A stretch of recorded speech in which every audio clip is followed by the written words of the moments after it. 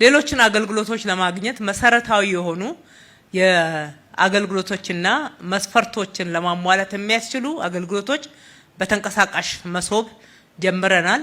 ማዕከሏ ወይም ደግሞ አውቶቡሷ ከክፍለ ከተማ በየጊዜው ህዝብ ሰብሰብ ባለበት ቦታ ትንቀሳቀሳለች።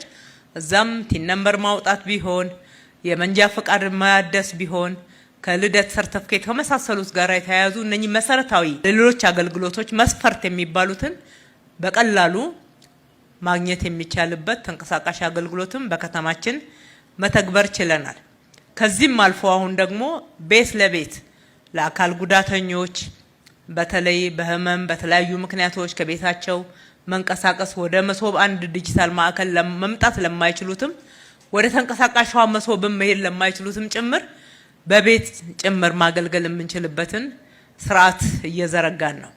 ይሄ በአጠቃላይ ህዝባችንን በቅንነት በታማኝነት በቅርበት ቀልጣፋና ፈጣን አገልግሎት ጥራት ያለው አገልግሎት ለመስጠት ያለንን መሻት ያሳየንበት ነው።